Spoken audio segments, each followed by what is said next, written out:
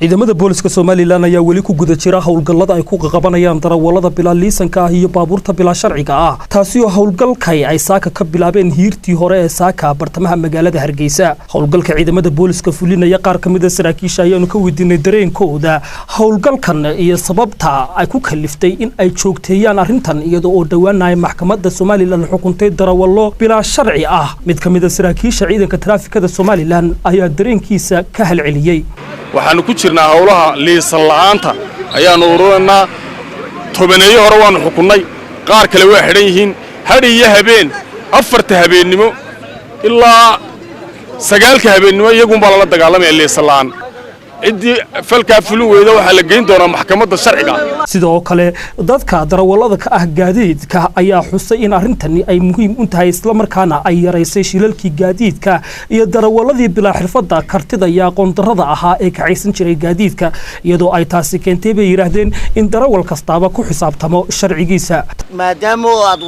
mas'uul ka tahay gaariga iyo population-ka saaran ee liisankaaga iyo buugaaga wax shuuratid dalkana u faa'iideysid naftaadana ku safety garaysid oo iska ilaalisa cadibaad yar iyo xayiraada lagu saarayo muddada waqtiga kaaga lumayo wax ka qurux badan adigoo cashuurta hore dalkaaga saaxiibada waxaan leeyahay liisamada samaysta cashuurta waliba marka adiga ku cashuuray aniga way cashuuraya booyadu waxay ahaayeen kuwii ugu shilalka badnaa ee caqabadan keenayba in aad loo ilaaliyo imika ka waran booyadu soo socda booyadu imika sidoo hore way dhaamaan maadaama la controlay liisankii darawaliintii yarada loo dhiibi jiray mas'uuliga hay'adda soo noqon jirtay soo ku bartamaysay dariiqa way yaraato nin waliba gaarigiisa isaga mas'uulka gacanta ku haysta liisankaaga maxaa ku dhacay ma haysto u dhacay wali tabialiisa maane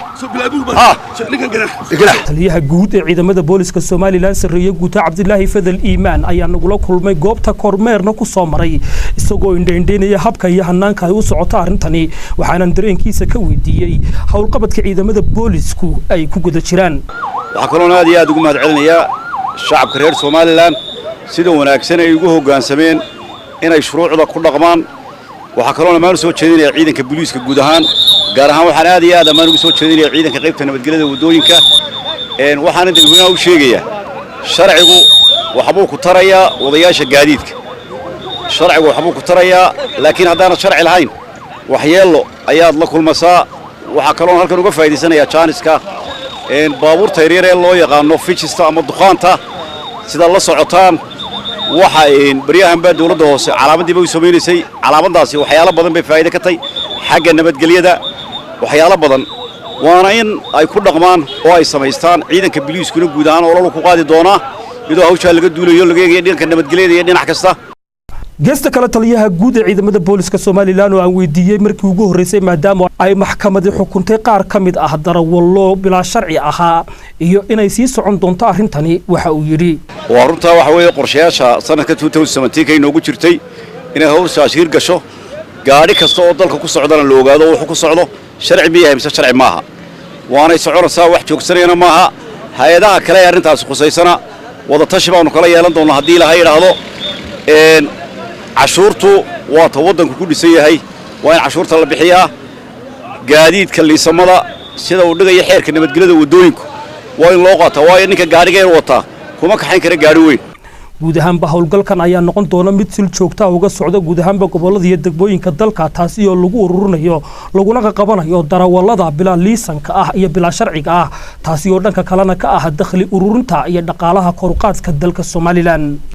وحسن إسماعيل محمد حسن شاه عول عبد كاهن تلفزيون قرن كصوماليلاند مقالة هرقيسة.